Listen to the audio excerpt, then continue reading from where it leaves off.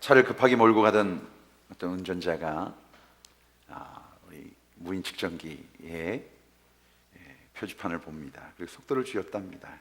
근데도 불구하고 플래시가 터지면서 그 사진에 찍히는 겁니다. 계기판을 보니까 제한 속도를 넘기지 않았는데 정말 이상하다 하면서 혹시나 하는 마음으로 다시 한번 확인하고자 차를 돌려서, 우리 한국 분들이 그러십니다.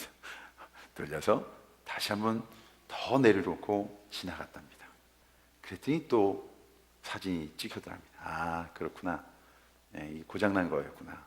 그리고는 마음을 놓고 그러면서 다시 한 번이라고 하는 3~4번이라 생각하고 더 내려놓고 지나가면서 한 번 더 여전히 천천히 가는데도 사진이 찍혔습니다. 아, 이건 잘 고장난 거니까 마음 편하게 집에 돌아갔습니다. 또 얼마 뒤에 고지서가, 페널티 고지서가 3장이 날라왔습니다. 내용이 좀 안전벨트 미착용으로 3장이 날라왔다고 합니다. 기준, 우리 나름대로의 그 기준을 가지고 행복의 기준, 신앙의 기준, 또 믿음의 기준을 가지고 살고 있지는 않나. Again, 다시 시작하면서는 이제는 그 주님보다 먼저 가는 것이 아니라, 그 말씀보다 내 감정이 먼저 가는 것이 아니라 그 주님의 이끄심 앞에서, 그 말씀 앞에서 우리의 삶을 돌아보겠습니다 라고 하는 그런 주제, Again이라고 하는 주제를 가지고 말씀을 나누고 있습니다. 문학가인 오스카 와일드의 우화적 소설인 지옥의 단편이라는 글에 예수님께 은혜를 받은 자들, 여러 종류의 사람들을 이야기하면서 그 예수님의 은혜를, 그 기적들을 체험한 뒤에 저들이 어떻게 되었는가를, 다시 예수님을 만나면서의 모습들을 이렇게 간단하게 얘기를 하고 있습니다. 처음으로 예수님께서 한 알코올릭, 술로 쪄들어 사는 분을 만납니다. 거의 폐인과 같이 된 젊은이였다고 합니다. 예수님께서 묻습니다. 왜 그런 생활을 하고 있느냐고. 이 주정꾼이 이렇게 대답합니다. 당신이 걷지 못하던 나를 일으켜 걷게 만들어 주었습니다. 그런데 걸어다니들 무엇합니까? 무엇을 먹고 살라는 겁니까? 그동안 직업을 구해보았지만 만족한 직업이 하나도 없었습니다. 그 후에 세상을 비관하다 이 꼴이 되었습니다. 그 다음에 예수님은 한 여인을 만납니다. 근데 그 여인은 장녀가 되어 남자들의 희롱을 받고 있는 장면을 보게 됩니다. 예수는 여인에게 말합니다. 왜 이렇게 살고 있느냐고, 어째서 이런 생활로 되돌아갔냐고. 장녀는 이렇게 얘기합니다. 당신이 나를 장녀에서 건져 새 사람 만들어준 것 같았지만 장녀에서 발을 씻은들 무슨 행복이 있단 말입니까? 나는 더 외로워지고 더 고독해졌습니다. 그래서 다시 장녀의 생활로 돌아왔습니다. 세상 사람 누구도 내 진실을 믿어주지 않았기 때문에. 그 예수님은 한 불량자가 정신없이 이웃과 싸우는 모습을 접하게 됩니다. 그리고 그에게 묻습니다. 청년, 왜 이렇게 살고 있는가? 이 청년은 예수님에게 이렇게 대답합니다. 나는 당신이 눈을 뜨게 해준 옛 소경이었습니다. 그러나 눈을 뜨고 도대체 무엇을 보라는 겁니까? 보여지는 세상, 그 세상은 나에게 보지 않아야 될 세상들이었습니다. 차라리 세상을 보지 말았어야 됐습니다. 죽었다 살아나는 체험을 해도, 그 기적을 체험한다 하여도 저들의 감사를 잃어버린 삶 속에 하나님 자녀, 하나님 나라의 행복을 누릴 수 없었습니다. 일본의 우츠무라 간조의 설교 가운데 저주받은 심령이라는 설교에는 이 저주를 이렇게 풀고 있습니다. 우리의 이 땅의 저주는 질병과 고통과 실패와 아픔의 저주가 아니라 감사할 줄 모르는 거친 심령으로 이 땅을 사는 자, 그것이 믿는 자의 저주라고 했습니다. 성경 말합니다. 말세가 되면 사람들의 심령이 무뎌진다고 했습니다. 하나님 앞에 감사할 줄도 모르고 영광도 돌리지 못하고 허망하고 미련한 것에 마음이 어두워진다고 로마서 1장 21절은 말합니다. 오늘 본문은 분명히 놀라운 기적의 역사를 우리에게 이야기하고 있습니다. 그런데 이 말씀을 잘못 보면 안 됩니다. 분명히 문둥병이 치료되고 이적과 기적이 나타나고 있지만 이 본문은 기적과 이적에 초점을 두고 있지 않습니다. 이러한 각자입니다. 의사인 누가의 눈으로 보는 이 사건은 치유의 기적을 나타내고자 하는 것이 아니라 바로 그 다음에, 은혜 받은 그 다음에, 하나님의 자녀가 된 놀라운 그 구속의 은혜를 받은 그 다음에, 그 기도의 응답을 받은 그 다음에, 그 질병에서 치유함 받은 그 다음에, 내가 원하고 소원하는 그래요 증거들을 받은 그 다음에, 바로 이 믿음과 감사는 어떠한 관계가 있는 것인가, 그리고 참된 믿음의 삶은 어떤 것인가를 우리에게 오늘 이야기하고 있습니다. 오늘 본문에는 문둥병자들이 나옵니다.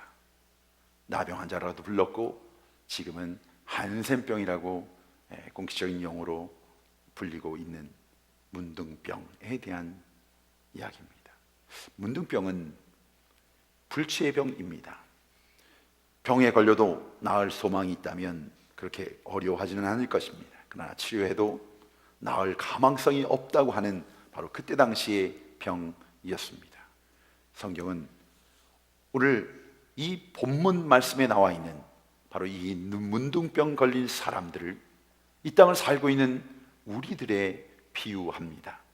우리의 삶 속에 미래와 희망이 없는 삶을 살고 있는 자들을 문둥병자라고 이야기합니다. 이 땅에 애를 써도 수고하여도 그 외로움과 고독을 이겨낼 수 없는 자들을 문둥병자라고 이야기하고 있습니다. 오늘 저는 이들이 체험한 기적을 이야기하려고 하는 것이 아니라 바로 그들이 받은 은혜 이후에 그들은 어떻게 되었는가. 그래서 오늘 설교의 제목이 바로 그 다음에는. 사랑하는 성도 여러분, 예수님을 만난 그 다음에 여러분은 어찌 되었습니까? 능력의 주임을 만나 병 고침 받은 다음에 여러분은 무엇이 달라졌습니까? 신앙생활이 깊어지고 집사로, 권사로, 안수집사로, 장로, 목사님이 된 그 다음에 여러분은 지금 무엇을 하고 계십니까? 수많은 기도의 응답들을 자랑하고 계시는 여러분, 그 다음에 바로 오늘 여러분의 삶 속에 여러분의 인생을 어떠한 모습이 되셨습니까? 예수 믿고 우리의 삶 속에 많은 것을 얻었다고 고백하는 그것이 어떤 의미입니까? So what? 오늘 본문 사마리아 갈릴 사이에 어느 구석진 마을에 나환자들이 모여 살고 있었습니다. 대부분 유대인들이었습니다. 평상시 같으면 상종도 하지 않았을 이방인이 껴 있습니다. 같은 병을 앓고 있기 때문에, 동병상련이기 때문에 아마 저들은 함께 있는지도 모르겠습니다. 예수님께서 지나신다는 소문이 들려옵니다. 몰려 나왔습니다만 가까이 갈 수가 없었습니다. 나병 환자들은 그래요, 문둥병자들은 그곳에 갈 수 없었습니다. 일반 사람들이 있는 곳에서 저들은 입을 손에 대고 나는 부정하다. 그래서 오는 사람들에게 내가 어떤 병에 걸린 자인지를 알려줘야 했습니다. 가까이 오지 못하도록 그들이 가까이 오면 그 가까운 데서 피한 것이 그들의 병이었습니다. 본문 12절, 멀리 서서 예수 선생님이여 우리를 불쌍히 여기소서. 이 한마디의 말 속에 저들의 피 맺힌 한이, 고통이, 슬픔이, 절규가 담겨져 있습니다. 가족으로부터 버림을 받은 병입니다. 보고 싶은 가족들을 볼 수도 만날 수도 없습니다. 저주받은 병으로 취급되었습니다. 그 인생은 끝장난 인생입니다. 저주받은 인생입니다. 그래요, 먹고 살 길이 막막해서 거지 행세도 자유롭게 할 수 없었습니다. 치유의 길이 있는 것도 아니었습니다. 어떤 방법이 있는 것도 아닙니다. 희망이, 꿈이 산산조각이 난 인생, 미래, 아무것도 없는 인생, 바로 오늘 우리가 만나는 인생들입니다. 예수님께서 이 고통을 하셨습니다. 그리고 말씀하십니다. 가서 제사장들에게 너희 몸을 보이라. 간혹 기적적으로 나병이 나을 때에 그것을 확인해 주는 사람, 너희는 이제 노멀한 사람이니까 마음껏 생활하라 라고 하는 것이 바로 이 제사장들에게 자신의 몸을 보이고 도장을 받습니다. 그래서 가서 보이라. 근데 오늘 이 말씀은 참 애매한 말씀입니다. 오늘 말씀의 원본을 보아도, 원어로 풀더라도 가서 보이라는 이 말씀은 병을 고쳤다는 이야기는 아니었습니다. 병을 고쳐 주신다는 이야기도 아니었습니다. 썩어가는 자신의 몸을 빤히 보면서 지금 흐르는 그 고름 느끼면서 이 몸을 가지고 제사장에 나아간다는 것은 특별한 용기가 필요했습니다. 내가 믿음이 있다고 함부로 나병 환자 10명이나 되는 사람들이 예루살렘 한복한 제사장을 찾아 나가, 여러분 그런다면 아마 돌에 맞아 죽을 수도 있었습니다. 그러나 그들은 갑니다. 놀라운 믿음입니다. 놀라운 배짱이었습니다. 죽음을 무릅쓴 순종. 근데 보십시오, 14절 보면 그들이 가다가, ING입니다. 가다가 깨끗함을 받은지라. 그렇다면 이 말씀은 나사렛 예수여 나를 불쌍히 여기소서 부르짖을 때에도 그들은 나병 환자였습니다. 예수님께서 너희 몸을 제사장에게 보이라 말씀하실 때도 나병 환자였습니다. 저들이 용기를 가지고 가보자 하며 걸어가는 그 과정 속에서도 그 문제는, 그 고통은, 그들의 짐들은, 그들의 눈 속에 썩어 문드러지는 그 손가락은, 녹아난 그 코들은 그대로였다고 하는 것이었습니다. 그 순간에 나병이 온몸에 범져 있습니다. 가다가 한참이나 가는 도중에 그들의 병이 나았다는 사실을 저들이 알게 되었습니다. 사랑하는 성도 여러분, 오늘 말씀의 핵심 바로 여기서부터입니다. 여기서부터 시작하는 겁니다. 그래, 병이 나았다는 것, 그것은 분명히 죽음의 자리에 살아났다는 겁니다. 저주의 자리에서 벗어났다는 겁니다. 멸망의 자리에서 벗어난 것입니다. 받았던 자리에서 구원받은 자리입니다. 근데 그 다음에 무엇을 했느냐? 그 다음에 그들이 어떻게 되었느냐? 말씀을 너무나 잘 알고 있습니다. 진리를 알고 있습니다. 그런데 율법을 배웠던, 진리를 알고 있었던 유대인들 9명은 한결같이 각자 제 길로 가버렸습니다. 말씀을 하지 못하는 이방인 한 명만 예수님께 돌아와 감사합니다. 은혜 입은 자의 위기, 하나님의 말씀을 알고 있다는 자의 위기, 바로 여기에 있습니다. 너희들이 많은 하나님의 은혜와 기도에 응답을 받았는데 너희들도 암명의 유대인처럼 지금 살고 있는 것은 아니냐? 각기 제 길로 너의 기준을 따라 살고 있는 것은 아니냐? 구원받은 하나님의 자녀가 되었다고, 그 증거들이 내게 있었다고, 하나님의 응답을 받았다고 하는 너희들에게 지금 너희의 삶은 너희의 뜻대로 사느냐? 하나님의 뜻 안에서 순종하며 사느냐? 내가 있어야 될 자리에 서 있느냐? 너희 기준대로 살고 있느냐를 묻고 계십니다. 여기 감사한 이방인 한 사람, 그가 체험한 기적은 기적에서 끝난 것이 아니라 구원으로 바뀌어졌습니다. 변고침이 육체의 질고가 천국으로 바뀌어진 겁니다. 이 병만 고침받은 것이 아니라 영원히 고침받았습니다. 병 낫고 세상으로 나간 것이 아니라 그가 있어야 될 자리, 주님께로 돌아왔습니다. 그가 받아야 될 복은 바로 예수 그리스도였습니다. 우리에게 주신 이 증거는, 이 물질은, 이 가정은, 자녀들은, 나에게 주신 이 건강은 주님의 은혜를, 그 주님과 함께함을 체험하도록 주신 증거였던 겁니다. 통로였던 겁니다. 근데 그 증거를 붙잡고 주님인 것처럼 사는 자들의 모습을 주님은 말씀하고 있습니다. 신학자들과 무신론자인 니체가 논쟁을 벌였습니다.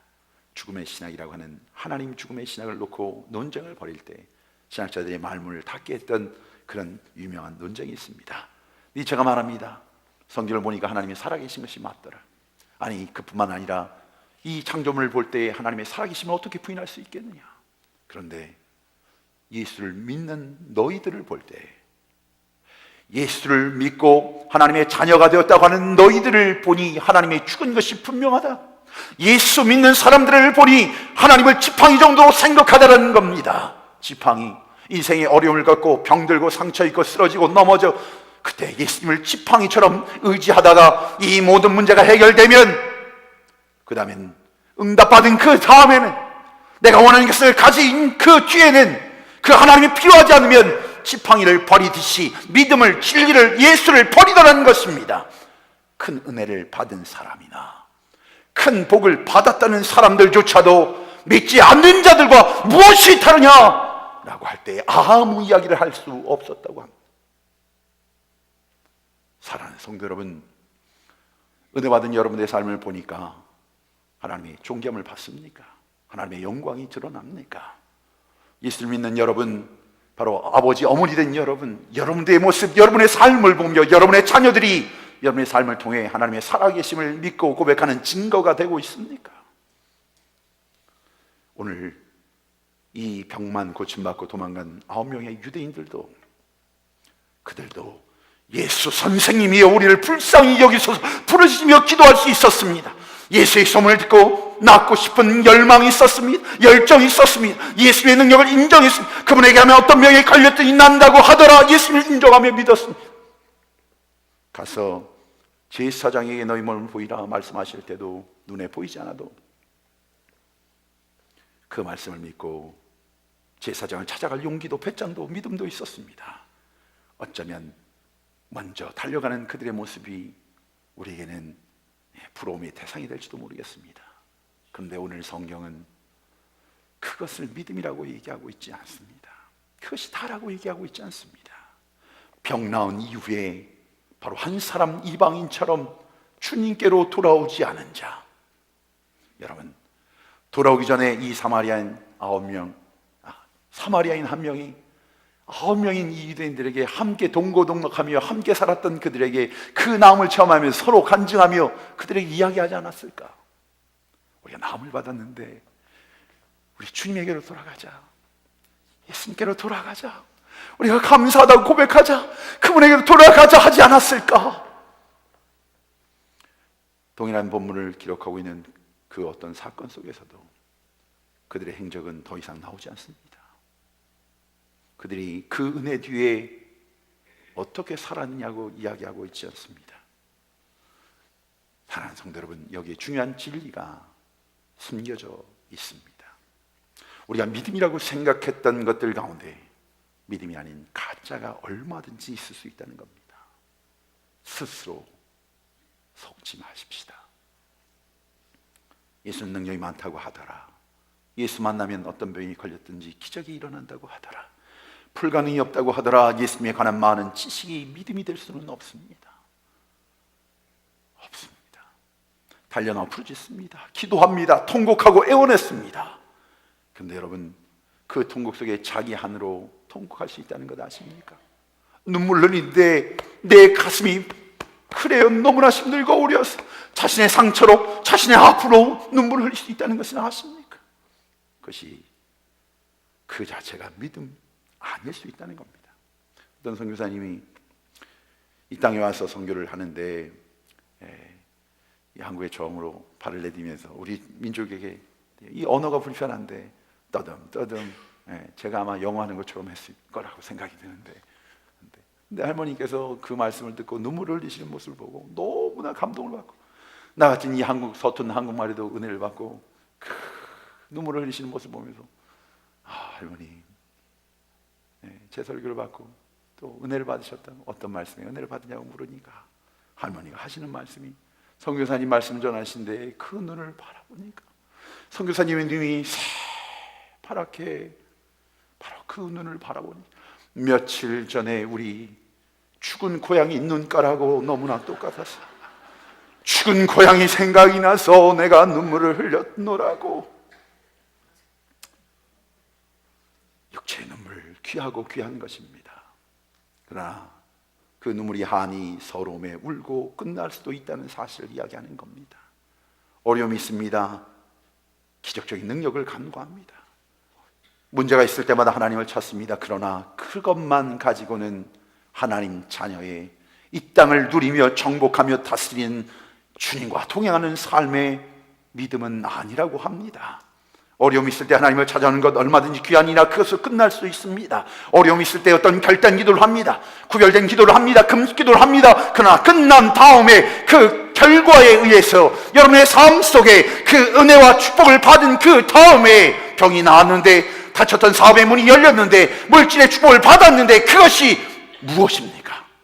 그 성공한 다음에 은혜를 받은 그 다음에 오늘 여러분은 어떤 삶을 살고 있느냐고 묻고 있는 것입니다. 성경은 우리의 삶의 모습을 보면서 감사에 대한 이야기를 합니다. 여러분, 우리가 다시 주님과 함께 시작하기를 원합니다. 고백하면서 우리의 삶 속의 감사의 고백들을 구별했으면 좋겠습니다. 첫 번째 감사는 이런 차원입니다. 환경적인 감사. 그래요. 아프고 건강한 것에 대한 감사. 여러분, 바로 이런 것들이 어찌 보면 환경적인 감사일 수 있습니다. 누구랑 비교해 보니까 나는 아프지 않아. 누구랑 보니까 저 사람 저렇게 어려운데 나는 이 어려움이 없네. 그 비교 속에서 하는 나는, 우리 가정은, 나의 사업은, 이렇게 감사만 드린다면, 이것이 기준이 된다면 우리가 늘 감사할 수는 없을 겁니다. 환경 속의 감사한 일보다는 어려운 일들이 더 많기 때문에 그렇습니다. 두 번째, 심리적인 감사라는 것이 있는데, 이것은 철학적인 감사라고도 그렇게 이야기합니다만, 이것은 상황은 변하지 않았지만 오늘 가만히 생각해 보니까 참 감사한 일이 너무나 많다는 것을 깨닫게 됩니다.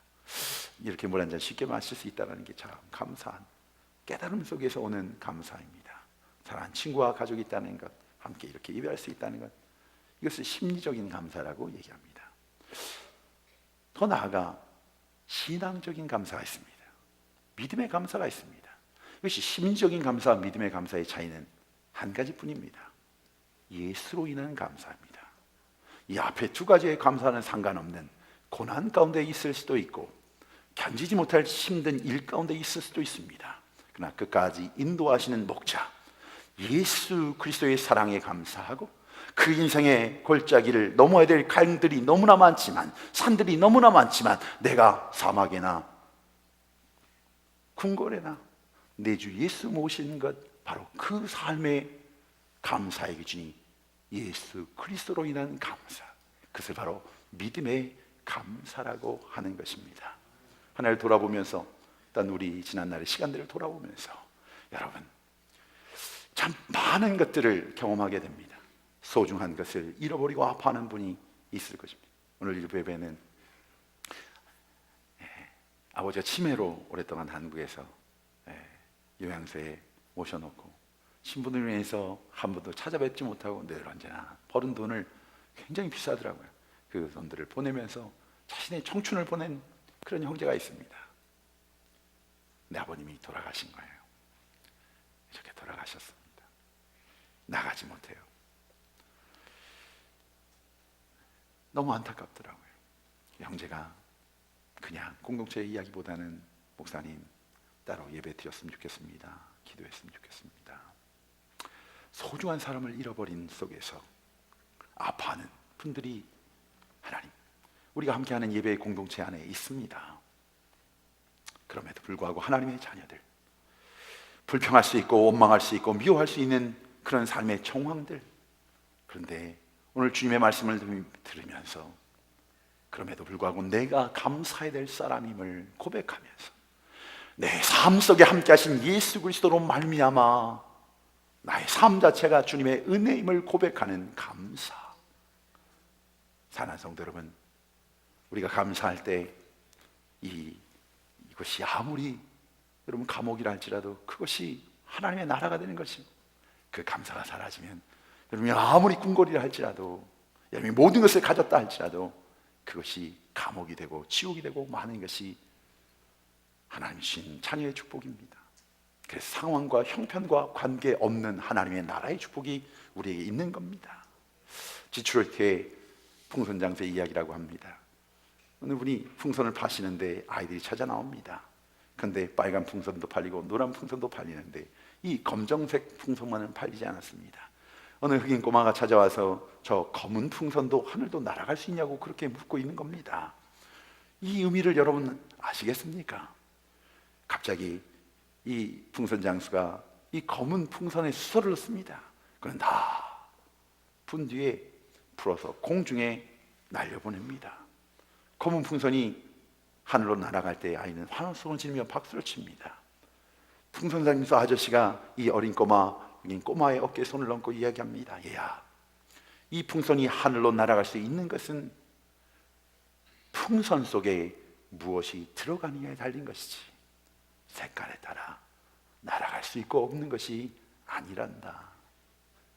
이 아저씨 한마디는 이 흑인 꼬마의 열등감과 두려움을 다 씻어버렸습니다.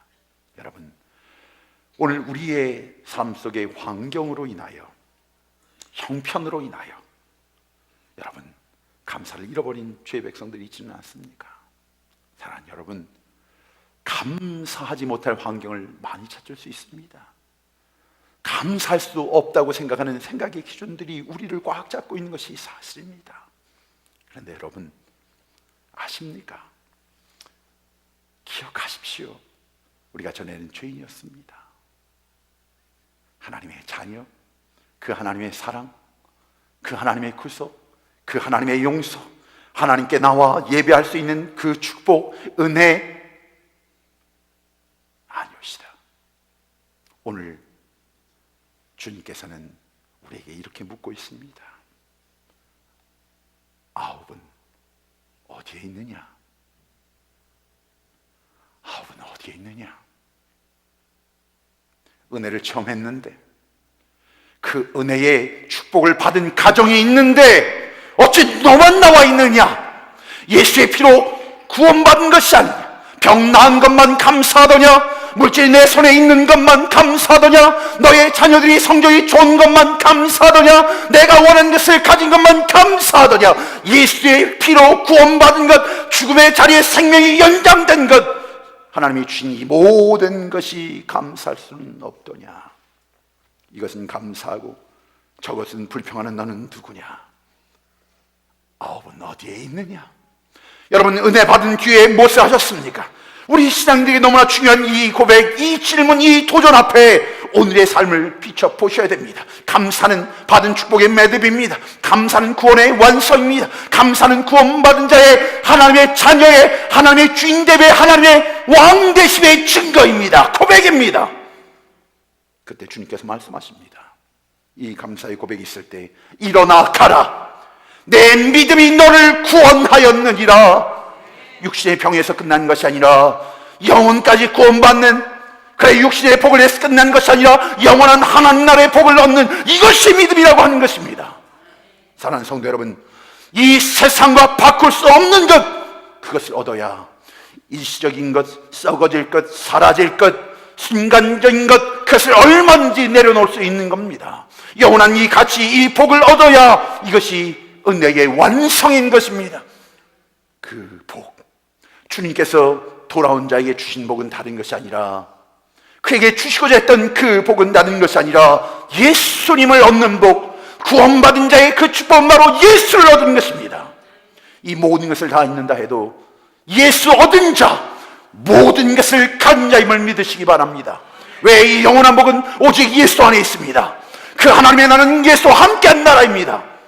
은혜 받은 사람이 그러면 어떻게 살아야 되는 것입니까? 베드로 밤새도록 그물을 던집니다. 또 던졌습니다. 고기 한 마리도 잡지 못했습니다. 실패의 밤, 좌절의 밤이었습니다.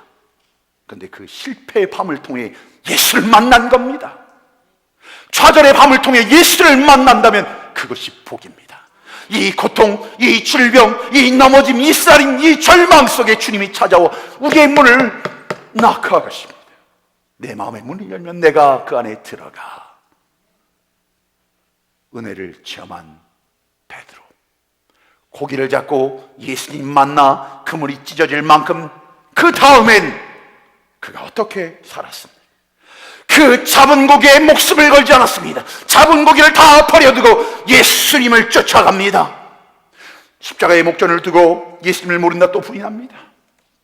연약한 자입니다. 넘어진 자입니다.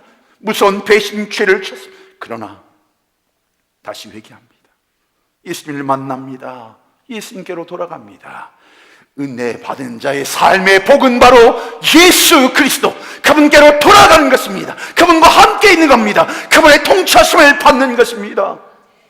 우리의 실패 때문에 주님을 만날 수 있다면, 이 고통 때문에 인생을 살다가 넘어짐 때문에 주님 만날 수 있다면 그것이 바로 축복이라고 하는 겁니다. 그러기에 우리의 삶 속에 주님이 함께 계신 것을 고백하는 자에게 이 감사는 끊어지지 않는 겁니다. 범사에 감사라. each case, 어떤 상황 속에서도, 어떤 형편 속에서도 내게 이해가 되지 않고 내게 유익이 되지 않아도 사랑하는 성도 여러분, 주님을 만나십시오. 주님께로 돌아가십시오. 예수님께서 그 아홉은 어디냐 물으실 때에 책망하기 위해 부르신 것이 아닙니다. 찾으신 것이 아닙니다. 나은 자들의 그 코 묻은 돈을, 물질을 필요해서가 아닙니다. 예수님이 자기의 생색을 내기 위해서 한 것도 아니었습니다. 그 9명마저도 하나님 신이 구원을 주시기를 원했던 겁니다. 그 물질이 아니라 이 물질을 통해, 이 증거를 통해 주님을 만나기를 원했던 것, 그 은혜를 주시기 위해서 찾으십니다. 그 9명에 더 큰 축복을 주시기 위해, 그들이 깨닫지도 듣지도 보지도 누리도 못했던 그 큰 신령한 은혜, 사랑하는 성도 여러분, 찬스교회 재단에서 우리가 함께 예배하는 것이 거기에서만 머물러 있는 것이 아니라 바로 하나님의 임재, 하나님의 주권자 되서 이 재단을 이끄신 그 하나님을 만나는 역사가 있기를 주의 이름으로 축원합니다. 여러분의 가정은 주님의 것입니다. 자녀들은 주님의 손에 맡길 때 주님이 이끌어 주십니다. 주님과 함께한 바로 그것, 주님 나를 긍휼히 여겨 주옵소서. 부르짖을 수 있는 믿음, 소중한 믿음입니다. 그러나 그것만 가지고는 안 된다고 말씀하고 계십니다. 주님 앞에 매달려 손을 이루었습니다. 증거가 있습니다. 무선평이 났습니다. 소중한 믿음입니다. 그러나 그것 가지고는 안 된다는 말씀입니다. 주님 앞에 돌아와, 주님 앞으로 돌아와, 내가 있어야 될 자리에 지금 너희가 있느냐 묻고 계시는 겁니다. 어떻게 그 은혜를 우리가 누릴 수 있습니까? 주님 앞에 돌아오면 됩니다. 받은 복 가지고 끌어안고 도망가지 마십시오. 세상으로 흩어지는 것 아닙니다. 다시 돌아오면 됩니다. 당자가 일어나 돌아왔습니다. 돌아옴만으로 회복됩니다. 돌아옴만으로 누리게 됩니다. 돌아오면 되는 것입니다. 사랑하는 성도 여러분, 은혜의 그 이후에 우리는 어떻게 살고 있습니까? 받은 응답에 대한 고백을 하시면서 우리는 어떻게 살고 있습니까? 여러분, 그 하나님이 나의 삶의 주인이라고 고백하면서 어찌 이 삶은 감사요, 나머지 이 삶은 지옥이라고 말할 수 있겠습니까? 그분의 것입니다. 내게 이해가 되지 않아도, 내 손에 만져지지 않아도 바로 이 구원의 믿음, 사랑하는 아들아, 사랑하는 딸아, 일어나 가라. 내 믿음이 너를 구원하였느니라. 어젯밤에 우리 부대학교가 마치고 또 한쪽에서는 10시에 우리 교육국에서 교사들과 함께 목사님이 셋업하는 시간에 그 무거운 것들을 가지고 셋업을, 우리 이제 EM 예배가 좀 더 집중된 예배, 함께 나눌 수 있는 예배, 또 많은 분들이 참여할 수 있는 예배를 만들기 위해서 세팅을 이렇게 준비해 가시는 모습을 보고, 또 몇몇 되지 않지만 그래도 너무나 귀한 것이 이 철야 기도를, 360초 철야를 지키는 분들의 기도 소리를 들으면서 이 예배당 안에 컴컴하고 적막한 이 본당 예배실에서 1년 반쯤 전쯤에 여러분을 만난 기억을 했습니다. 그때부터 지금 이 시간까지 제게 왜 두려움이 없겠습니까? 초조함이 없겠습니까? 안타까움이 왜 없겠습니까? 어떻게 하는가? 염려도 있었습니다. 두려움도 있었습니다. 그것이 매일 찾아오는 밤처럼 저에게 찾아왔던 그런 영적인 전쟁들이었습니다. 그런데 그 가운데서 늘 언제나 하나님께서 체험케 하셨던 은혜는 다른 것이 아니라 함께 하신 주님을 발견할 수 있었습니다. 함께 하시며 지금까지 인도해 주신 하나님, 바로 그 하나님이 나와 함께 계심을 늘 언제나 하나님께서는 느끼게 해주셨습니다. 그것이 바로 하나님의 은혜가 아니고 무엇이겠습니까? 인생의 어려운 고비마다 뒤를 돌아보십시오. 그 자중마다 주님의 발걸음이 있습니다. 주님의 함께 하심이 있습니다. 바로 우리의 이 증거가 있습니다. 여러분, 내게 지금 무언가가 없다고 하여도, 무언가 잃어버림이 있다 해도, 그 고통이 있다 해도 지금 우리에게는 하나님 앞에 기도할 수 있는 은혜를 주시지 않았습니까? 이것이 바로 은혜입니다. 나올 수 있는 이 자리, 여러분, 바로 이 자리가 우리의 자리입니다. 예배하는 이 자리, 주님을 바라보는 그 자리, 내가 무엇을 할 수 있다 함이 아닙니다. 내가 뭘 할 수 있는 자격이 있다 함이 아닙니다. 아닙니다. 이 모든 것이 하나님의 은혜. 그래서 어제 저녁에서야 프로젝트 이름을 이제 가지게 되었습니다. 교육관 프로젝트를 저희가 진행하면서 이 모든 것이 하나님의 기적으로 지금 진행되고 있는데 이걸 어떻게 설명할 수가 없고 뭐 이름을 좀 붙였으면 좋겠는데, 그런데 이 말씀과 함께 제게 뚜렷하게 다가오는 것이 있습니다. 미라클. 이 모든 것이 기적이다. 여러분, 오늘 이 말씀을 통해 병 낫는 기적을 넘어 구원받는 기적을 체험하기를 주의 이름으로 축원합니다. 내 믿음이 너를 구원하여, 이 말씀, 은혜 받은 기적을 넘어 감사하는 기적이 되어지기를 주의 이름으로 축원합니다. 그 아버는 어디 있느냐 물으시는 음성은 책망하는 음성이 아니라고 했습니다. 사랑하는 성도 여러분, 예수님이 이끄시는 교회, 예수님이 주인 되는 교회, 여러분의 가정에 주님께서 먼저 가시고 그분을 쫓아가는 교회, 여러분, 그것이 복입니다. 우리가 할 수 있다 함이 아닙니다. 자격이 있다, 준비함이 있다는 것이 아니라, 여러분, 하나님이 하실 터인데 그 하나님의 하신 그 놀라운 기적들을 바라보면서 우리의 입술의 고백은 우리 모두가 다 하나님이 하셨습니다, 하나님의 은혜입니다를 고백하는 그런 놀라운 기적의 역사가 우리 모두에게 있어지기를 주의 이름으로 축원합니다. 성령이 감화하시고 감동하시는 바로 그것을 성경은 우리에게 오늘 이렇게 말씀하고 있습니다. 우리 함께 기도의 자리에 나가면서 말씀에는 데살로니가전서 5장 19절에 이렇게 말하고 있습니다. 성령을 소멸치 말라. 성령을 소멸치 말라. 사도 바울의 이 말씀의 의미는 성령의 감동이 있으면, 하나님의 주신 말씀을 받았으면 그 말씀에 민감하라고 하는 겁니다. 센시티브하게. 여러분, 깨달음이 있습니까? 성령께서 말씀하셨습니까? 바로 순종하십시오. 반응하십시오. 이끄시는 대로 고백하십시오. 성령을 소멸하지 마십시오. 그러면 여러분의 인생에 언제나 감동이 찾아올 것입니다. 그것이 바로 성령께서 우리와 함께 하시는 기쁨이요 행복인 것입니다. 하나님의 자녀에게는 상황적인 것이 아니라, 환경적인 것이 아니라, 여러분, 진리입니다. 변하지 않는 것입니다. 바로 그분이 영원한 우리와 함께 계시는 임마누엘의 하나님. 더 이상 두려워하지 마십시오. 더 이상 염려하지 마십시오. 설령 그 염려의 무게가 내 어깨를 좀 누르고 있다 해도 오늘 시간 이 말씀에 의지하여 주님, 구원받은 그 주님의 핏값으로 사신 나, 사신 가정, 이제는 판단하지 않겠습니다. 은혜입니다. 축복입니다. 나의 나 된 것은 하나님의 은혜의 축복입니다. 그러기에 이 부르신 곳에서 나는 예배할 것입니다. 나는 그 구별받은 하나님의 자녀로 살 것입니다.